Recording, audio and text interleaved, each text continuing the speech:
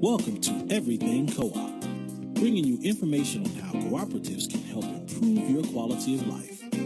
This show is being sponsored by the National Co-op Bank, NCB. The NCB is dedicated to strengthening communities nationwide for the delivery of banking and financial services for the nation's cooperatives, their members, and other socially responsible organizations. For more information on the power of community ownership, visit ncb.coop. That's ncb.coop. Now stay tuned for your host, Vernon Oakes. Good morning, everybody. Welcome to Everything Cooperative this wonderful Thursday morning. And we're here. We're excited about being here, awake, and ready to talk about cooperation. You know, we give you the definition of co-ops as any business that you could think of could be a cooperative. If the co-op is owned by the employees, it's called a worker co-op.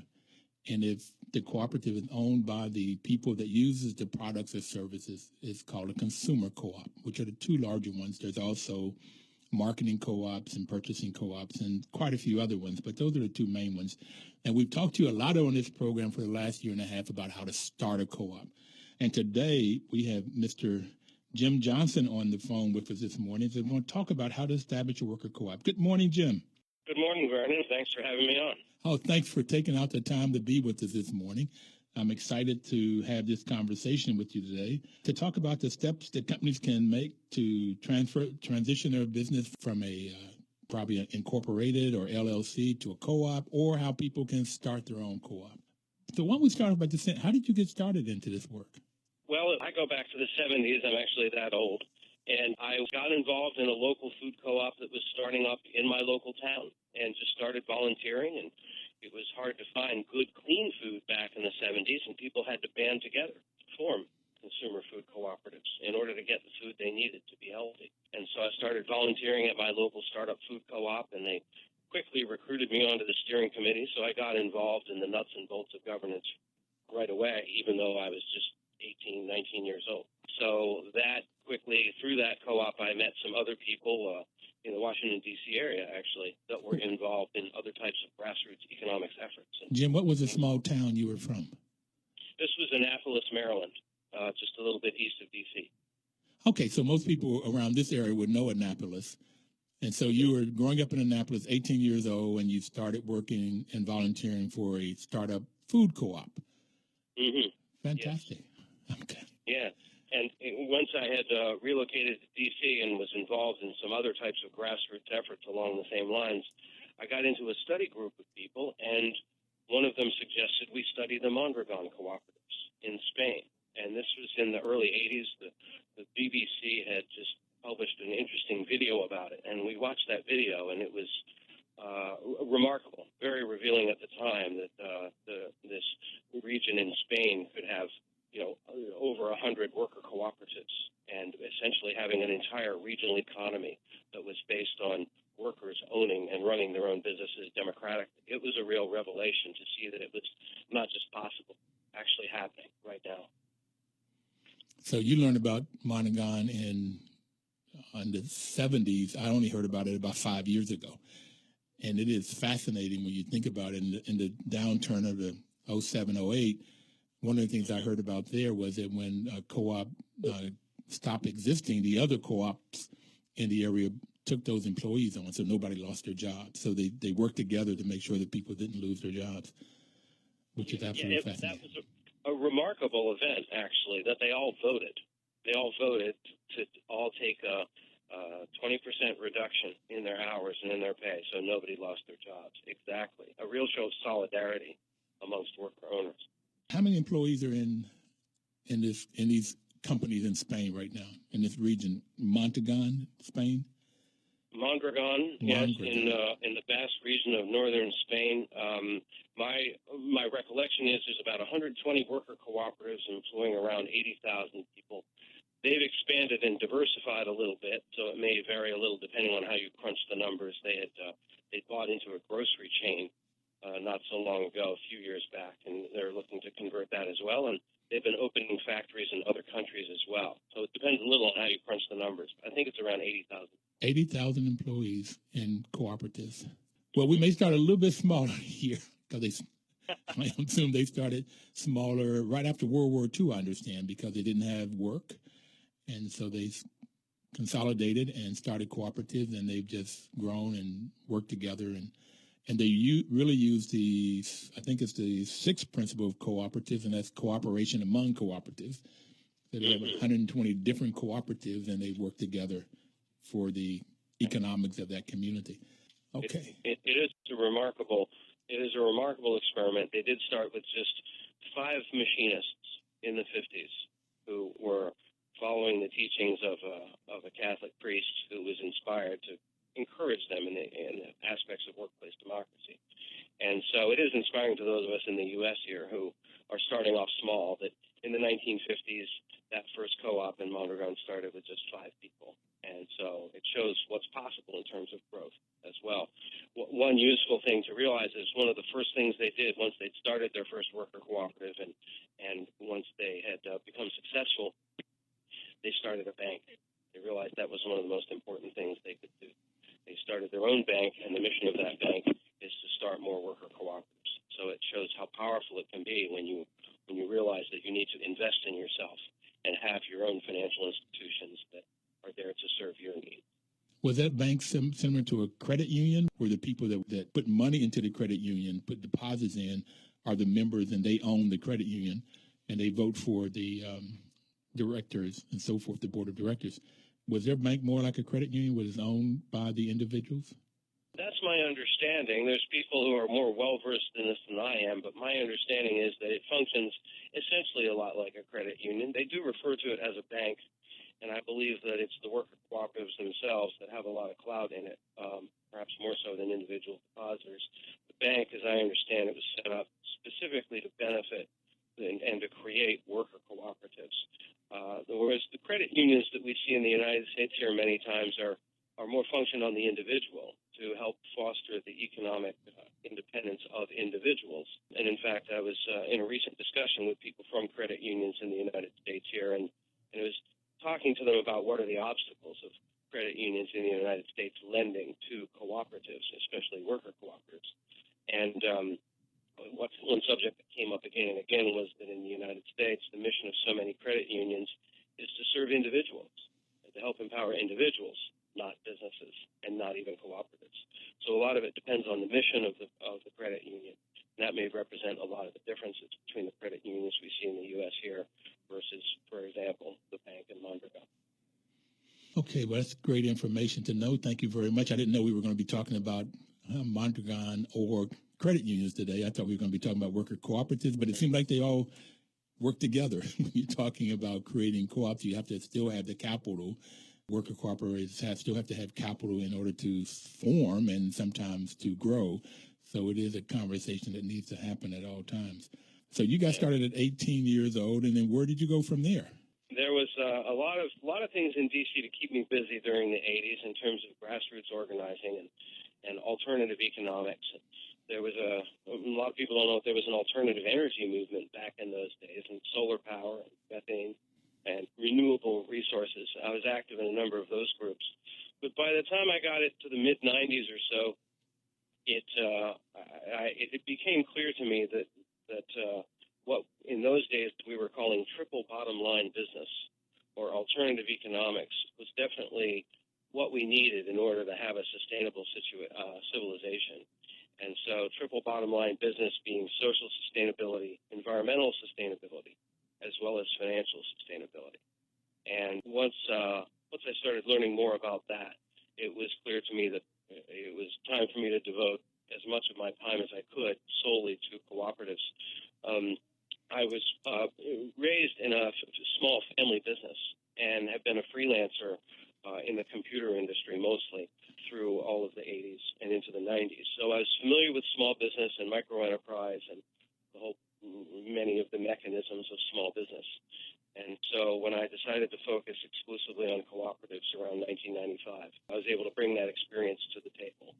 And so once again, in 95, I became involved with my local food co-op, the Tacoma Park Silver Spring Food Co-op here in the D.C. area, and brought my IT skills to the co-op and my organizing experience. And that co-op was in the process of pulling off a major expansion right at that time. And for those of us who are familiar with that co-op, it relocated into the heart of its market in Tacoma Park in 1998. And it was a major expansion, a huge project. And the National Cooperative Bank actually was a key player and key supporter in that effort. So that got me very, very deeply into the food co-op movement and, importantly, into networking with food co-ops. And through those activities, I connected with my worker co-op, with the company that became my worker co-op. In 1999, I joined that company, and it was a small software company. Jim, before you move on, can you tell the audience how if they wanted to go to a grocery co-op, how they could, or food co-op, how they could get a hold to the Silver Spring Co-op, food co-op? The Tacoma Park Silver Spring Food Co-op is right in the heart of Tacoma Park, and you can go to their website, tpss.coop. That's tpss.coop, and their phone number is 301-891-2667. Your listeners might also be interested in knowing that co-op is now preparing to do another major expansion, and I guess it's been about 17 years in its current location, and it's bursting at the seams again. And it's a great place to buy natural food and get some good community as well. Okay, I need you to do that number again because I had a hard time writing down. Oh, certainly. The phone number there is 301-891-2667. Got it. And that's Tacoma Park Silver Spring Food Co-op, and on the web they're at tpss.coop. TPSS, Tacoma Park Silver Springs.coop. Okay. Yes, exactly. And so they're probably the largest food co-op that we have right here in the D.C. area. There are some smaller ones. There's Glut in Mount Rainier, which is actually a worker co-op, and has been going since 1969. And they're also a co-op that's worth noting and worth supporting. Mount Rainier, Maryland, is a food co-op that's owned by the workers. That's correct. That's exactly right. And then there's one in Greenbelt. That's correct. The Greenbelt Food Cooperative in Greenbelt, Maryland. They're a consumer food co-op owned and governed by the local people there in the neighborhood, and they've also been around for a long time. Mostly more of a conventional grocery store, but also a great place to get, reasonably priced food and good community.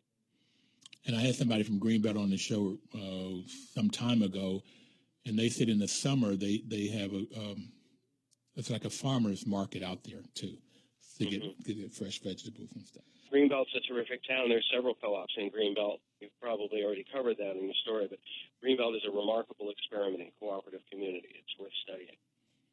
Yeah, the Greenbelt Homes has a favorite piece that I looked on their wall that says that cooperatives gives people the tools they need to control their destiny. And Greenbelt Homes is a 1,600 housing cooperative. What was created in the 30s and the 40s. Yeah. So it's a great experiment. They have 7 co-ops, and they have an incubator for 2 or 3 more cooperatives that's on their road. Jim, we've got to take a break right now. And so if anybody out there would like to call in, if you have a question or a comment to Jim or myself, please call in at 1-800-450-7876. 1-800-450-7876. We'll be right back. 1450 WOL. Information is power, and that's the reason that the National Cooperative Bank is sponsoring this program and why WL is such a great partner in producing and presenting this program, giving you the information you need to start a worker co-op or start any other co-op. Or you may find on here some places you can go shop, like we've just talked about the food cooperatives in the area, or you might want to look for a housing cooperative to buy into, to purchase into, because there's a lot of benefits of cooperation and the reason that the National Cooperative Bank is sponsoring this program. Now, Jim just told us that he heard about cooperatives at the age of 18 in the 70s. And unfortunately, Jim, I didn't hear about co-ops until I was around 50. About 18 years ago, I heard about co-ops, and I had fallen in love with this model for a lot of good reasons, and that's the benefits of co-ops, and we'll get into some of those as we go forward. But as we were going through your life history, we were at the point where you were at the Silver Spring Co-op working, and I stopped you so you could tell people how to go, how to find out about that. So why don't you keep on your journey to where you are now in helping to create worker co-ops?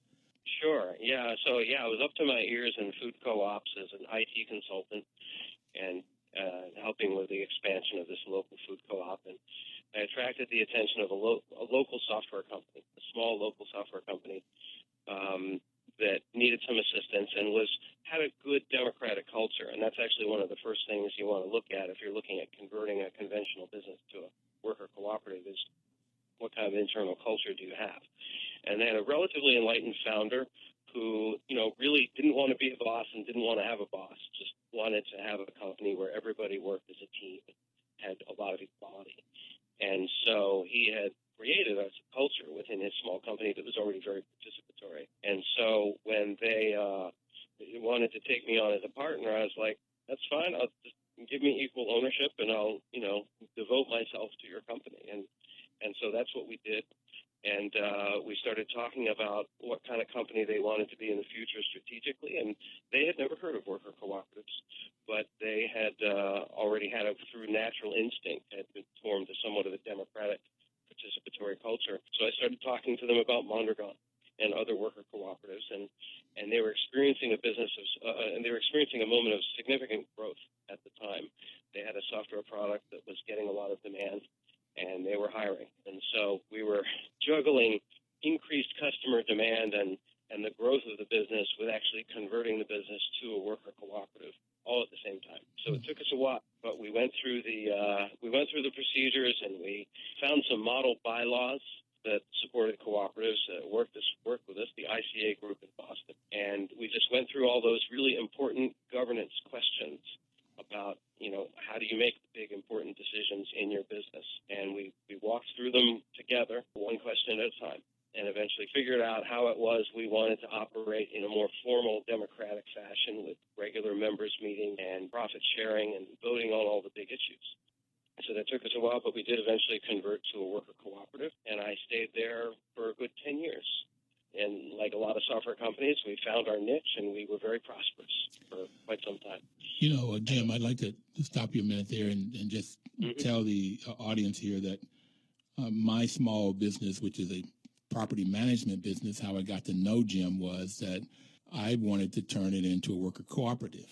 And as the owner, now the thing I wanted, that's as you just talked about this co-op, you found yourself working in this IT co-op, software co-op.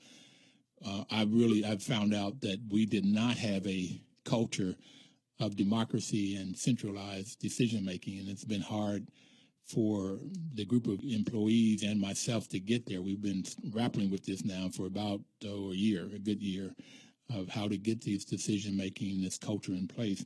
So we didn't have that, and therefore it's taken us a lot longer to try to get this transition going.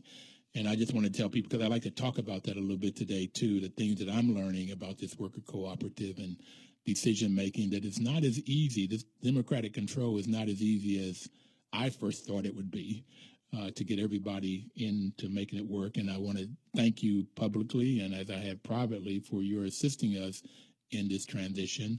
And so we can talk about your experience with your software company and your experience with other companies, either starting worker co-ops or this transition phase is the whole thing I wanted to do in the next 35 minutes or so that we have left on this program. So you can keep going, and we'll come back to some of these issues. Well, you're welcome, and thank you for that. I'm very happy to help. It is a passion of mine. It's really thrilling work, and you've touched on some really key issues there about converting a conventional company to a worker cooperative. I think a key part of our trajectory, and one thing that really helped myself as well as helped our company, was after a few years when we'd done our bylaws and we were sort of stabilizing in our new democratic structure, was that I went for Principle 6, Cooperative Principle 6, Cooperative Helping Cooperatives, and started reaching out to other worker cooperatives. It started with something as simple as, we needed to find an attorney who was familiar with cooperatives to help us with our business. And I had trouble finding one, so I started contacting other worker cooperatives and worker cooperative advocacy organizations. And eventually that led me to the Eastern Conference for Workplace Democracy, for anyone who's interested in starting a worker cooperative or strengthening a worker cooperative. The Eastern Conference for Workplace Democracy is a critical resource. You can find them at east.usworker.coop on the web, east.usworker.coop. So I went there that year. That was 2005. And there was a whole track at the conference about starting a worker cooperative, all the basics. Lots of worker cooperatives and worker cooperative advocates were represented there. So One of the most critical things anybody can do is start networking. Find those online resources. Find those other worker cooperatives and those allies. And listen to what they tell you and gather those studying materials and study. As you're finding, there's a lot of education and a lot of study that's required because our mainstream culture does not prepare us to share power democratically in our workplace. It simply doesn't tell us how to do that. And so we have to learn how, whether we're 50 or whether we're 18, we have to learn how to share power democratically. And it can be done, and it is being done. I mean, examples like Vernon show us how well it can work and that it can work better than what we're doing now. But there is a lot of learning and a lot of study involved and a lot of growing and changing and adapting. Let me add a couple of things, if I could, Jim. Yeah. Is that in that quote that I talked about at the Greenbelt Homes, that co-ops give people the tools to control their destiny. The tools that they're talking about is the education.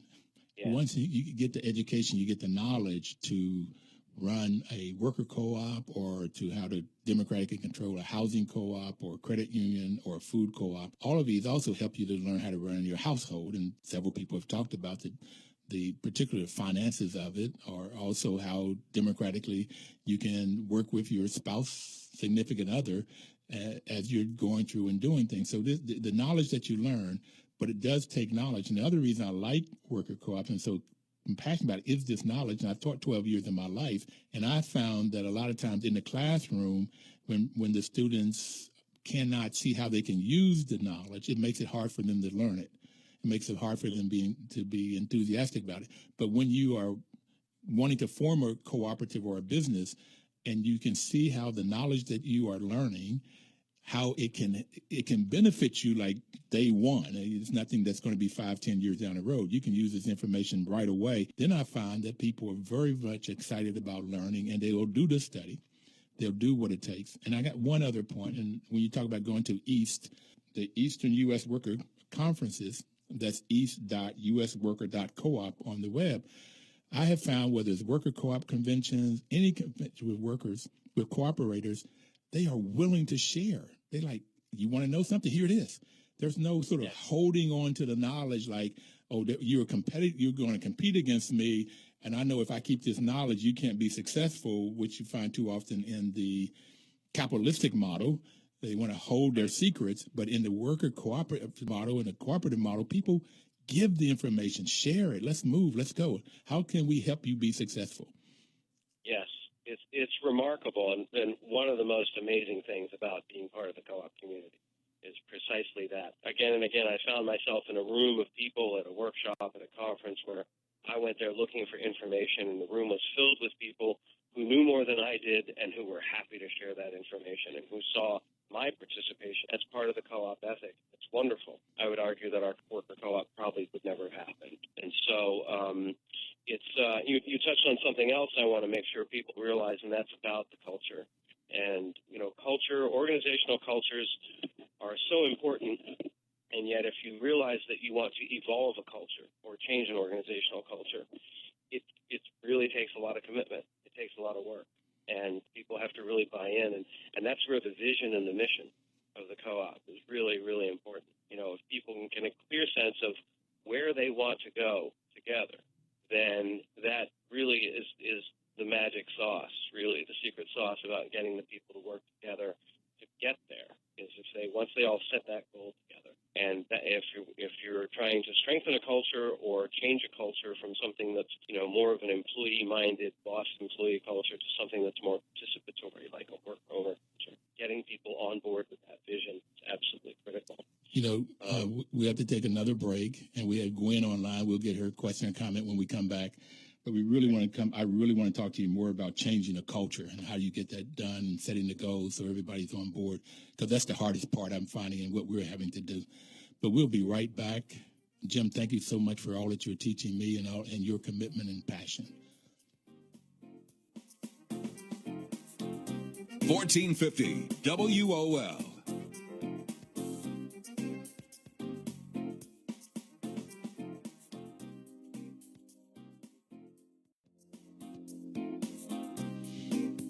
You know, everybody, I'm so glad that you're listening in, talking about cooperatives, the benefits of co-ops. The National Cooperative Bank is sponsoring this program, whose mission is to help cooperatives grow by supporting and being an advocate for America's cooperatives and their members, placing special emphasis on serving the needs of communities that are economically challenged.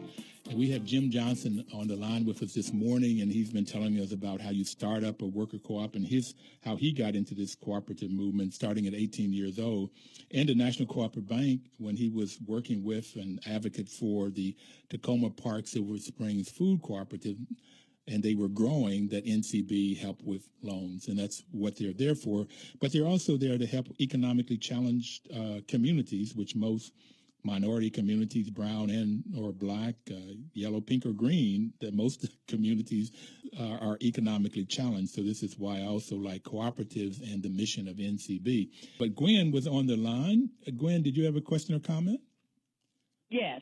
I hope you both, guest and host, are well and happy. And I'd just like to know if the Cooperative Extension Service program from years and years and years ago has anything to do with the now existing co-ops that exist.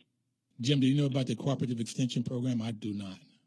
I know a little bit about it, and I believe that, in fact, cooperative extension programs, which are typically based out of universities, I believe the way they use cooperative relates to the university cooperating with other entities within the community.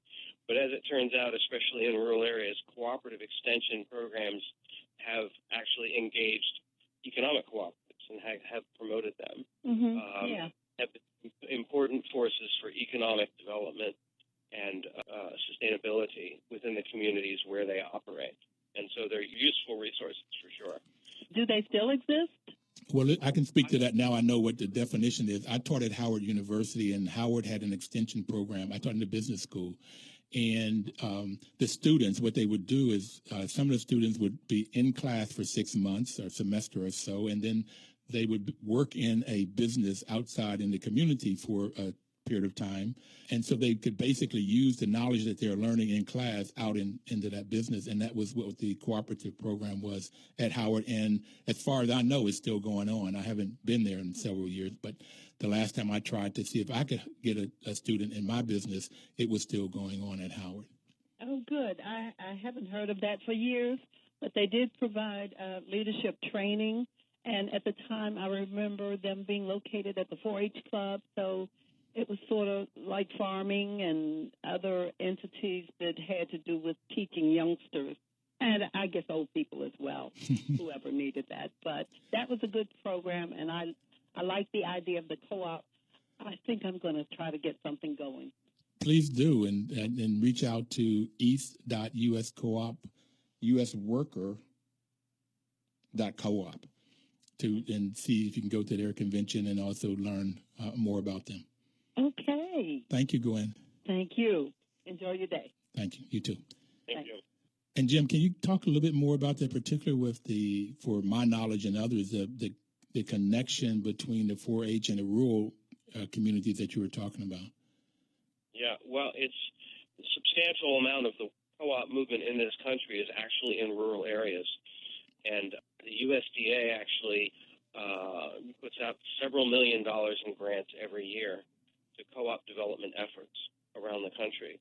It's very important to keeping these small towns alive and these farming communities alive. And organizations like 4-H, local grange halls, local electric co-ops, which are mostly in rural areas, rural cooperative development centers, state USDA centers, they all work together to try to keep the small town and family farm way of life going. And cooperatives, agricultural cooperatives, are a huge part of that movement.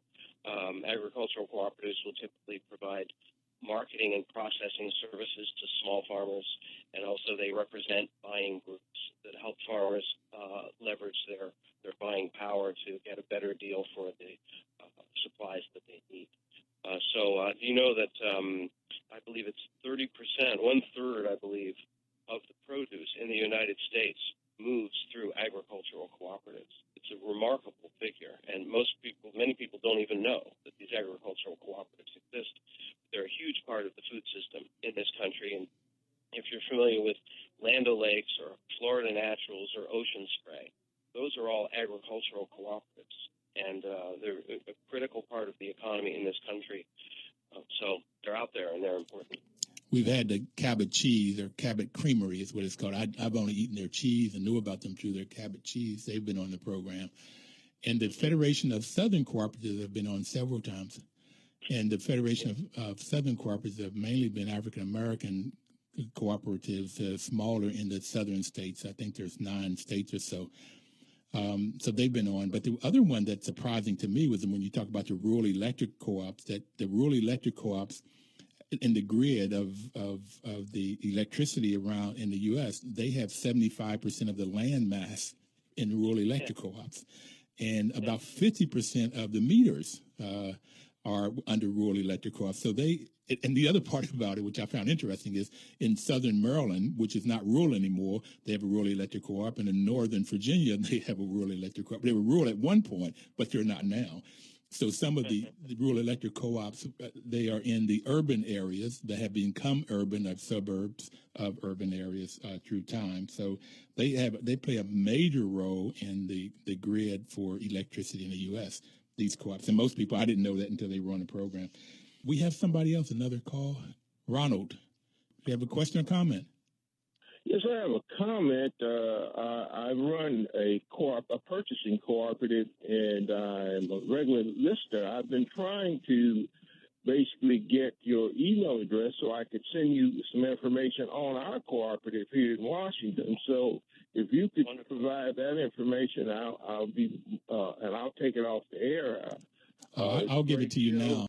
I've got 2 email addresses. The first one is V as in Victor, O as in Oscar, at Oakes, OAKES, management.com. That's been my main email address. That's with the property management company, but we're opening up a web page, and this is the first time I've announced it. It's called everything.coop, and it should be up pretty quick. Everything.coop is going to be a web page that talks about everybody that comes on this program, and people can get in and listen to the past shows and so forth. And then that will be VO at everything.coop. Okay, VO at everything.coop. .coop, yes. Okay. VO at everything.coop. Okay, thank you very much. Now, do you have the taxi co-op? Yeah, well, we have a purchasing cooperative, and we have a meeting on May 13th dealing with providing commercial lease options for taxi cab and limousine companies who are interested in using commercial lease options to put wheelchair accessible and hybrid vehicles in the taxi cab and limousine industry. But we're not a taxi co-op. We're working in the transportation industry. Fantastic. And I'm hoping I can be at that hearing on the 13th of May. If I'm in town, I will plan to be there because I would like to hear it. I'd like to have you back on the program afterwards to see how you're working, because as you explained it before in the show, I understand why the DC has made it so that a lot of you have to have hybrids and you have to have wheelchair accessible, and I understand a lot of those kind of things, but I don't understand why they won't let the taxi cab drivers lease their vehicles. So that I'd like to understand more. But so we'll take it off air, and if you email me, we'll see what we can do to help out, or at least where we can learn about what's going on. I'm getting out of my vehicle, so if you can give that once again, we'll give it to you off air then, so I can get back to Jim. Thank you, Ron. Okay, thank you very much. All right. Mm-hmm. Yes, Jim. Fascinating. I'll take it back to the theme. We're trying to make sure our listeners can get some nuts and bolts about how to start a worker co-op and how to convert a company to a worker co-op. And you can hear the theme here in the callers, and what we're talking about is what I like to tell the startup groups I work with is the key here is the need. It's the need that makes a co-op strong. When people who have a need get together and they commit themselves to working together to meet their common need, that is what makes a co-op strong. And it's almost the opposite of what you would tend to think intuitively. You think, I have a need. How does that make me strong? But in fact, that's the key, and that's why we see cooperatives rising and getting stronger in times of economic hardship. And so that relates to worker cooperatives, really, and that vision and mission process that really needs to happen at the beginning. And you touched on it already. One of the first step when a traditional business is thinking about converting to a worker co-op, we start with determining the desire of the seller and determining the desire of the buyer. Do we actually have a motivated seller who wants to sell the business and a motivated buyer, the workers who want to buy the business? And both of those processes typically involve the cooperative principle of education. Both the seller and the buyer will typically, both the potential seller and the potential buyer, will need to be educated about, what does this really mean? What would be involved? Let's study other companies that have successfully converted to co-ops and what they had to go through. What are the principles that we've learned about it? And just like any transaction, but it really helps to set the tone there. Do we have a motivated seller and a motivated buyer? And after you've educated people, told them what the options are, and they've given a tentative yes, we're interested in studying this, then we take a look at the books, the feasibility of the purchase. So, what's the future of the company look like? Can we project some future revenue and expenses so that the workers can get a sense of what it would look like, how the numbers would crunch out in terms of actually buying the business? So that's the feasibility portion of the process. There's a business valuation that also needs to happen so that the seller can be assured of getting a fair price and the buyers can be assured of getting a fair price. Often we will recommend that the valuation be done by an outside third party so that we can get some number that's relatively objective and based on evidence. Business planning is a critical part of this. Many small businesses have done well without a business plan that is too formal. But in order to help secure the buy-in and the assurance and the welfare of the workers, typically we will encourage people to do a rigorous business planning process if they haven't done one already. At a critical point in the process, we will, encourage the formation of a buyout committee, which typically will involve some of the workers and an agent of the seller. And that the critical thing about the buyout committee is it needs to have the trust of all parties. And that buyout committee is a critical part of sort of vetting the process, making sure all the necessary education gets done, a lot of the research, and in the end it becomes a critical part of the negotiation too. There's a lot of different things to negotiate in the sale of a business, not just money. Some of the issues we tackle and try to bring to light have to do with what the availability of the selling owner will be after the sale. Some owners have other matters they need to get on with, and they're not necessarily available to the co-op for consultations after.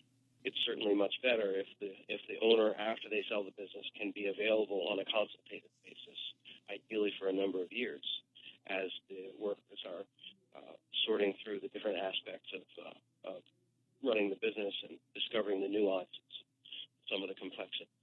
So there's a number of other steps that go into the transition process.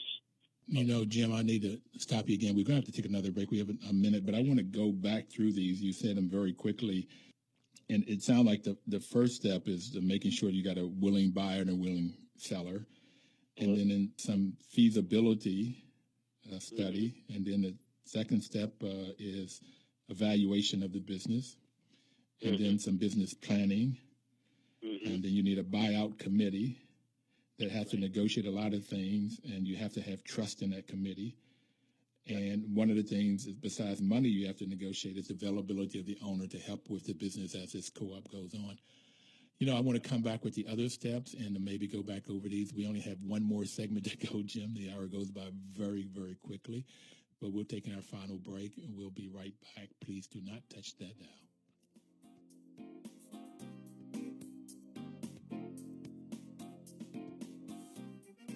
Updates on the web at WOLDCnews.com.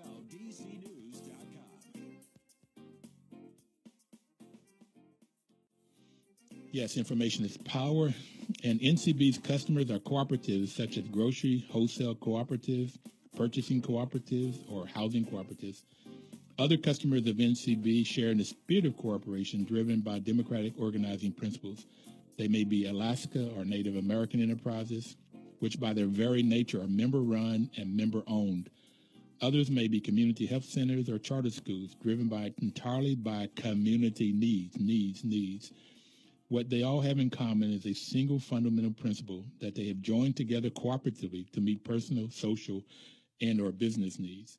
And we had a gentleman, Jim, on the program called Papa Sin from Senegal, and he said if there was not a community need, there was no need for a cooperative.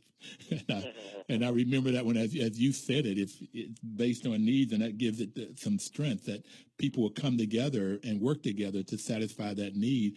And more often than not, that's the impetus, the enthusiasm, so that they will learn and get the knowledge to meet that need and forming a business to meet that need. But we were talking about the steps to form a worker cooperative, particularly in this transition stage, and we read about 4 different steps. What else are there? What are the other steps? Once we've got our buyout committee in place and it has the trust of all parties, we need to start scoping out what funding possibilities are. Sometimes the owner can finance the deal themselves, just like a seller financed mortgage in a lot of ways. But often there's additional loans that are needed. And certainly you want to position the organization so that even if it does get owner financing, it has the option of converting to traditional financing in the long run. So organizations like the National Cooperative Bank and other types of cooperative development funds can be essential in search for funding to help finance the worker buyout. Forging a relationship with an attorney who is knowledgeable and supportive of the process of a worker buyout is essential. And that can be a little challenging in this area. Out in the Midwest and the West Coast, there are more attorneys that are familiar with this process. You might have to look hard to find an attorney who is knowledgeable and supportive of this worker buyout, cooperative worker buyout process. So funding search, co-op attorney, and planning for management. The workers need to decide how they're going to run the business after the selling owner has left. And that's a critical part of the process. It doesn't have to be complicated, though. If there's already a good, well-functioning structure in place, and there are employees who are form the heart of that organizational structure, then the founder, that structure may be able to remain largely intact as the founder moves on. It really depends on the culture of the business and the organizational structure of the business, to what extent the business has been dependent upon the founder. That can be a significant transition. If the founder is the go-to person for everything, then a business may need a significant amount of time to bring other workers up to speed, to learn everything that needs to be learned, to transfer the relationships with clients and key partners. So putting a plan for management in place, it varies a lot with the organization, but it's absolutely critical. Then as all of this has been developed and all these plans, there's sort of like a master plan that you're creating or that we put into place, what we like to call a roadmap, co-op conversion. After we've developed that and detailed that out and figured out how we want to do things, we're in a position where it's time to gain employee approval once again. The buyout committee needs to really look everything over now that there's a detailed plan and say, are we ready to pull the trigger on this? Is this really what we want to do? Is everybody really on board?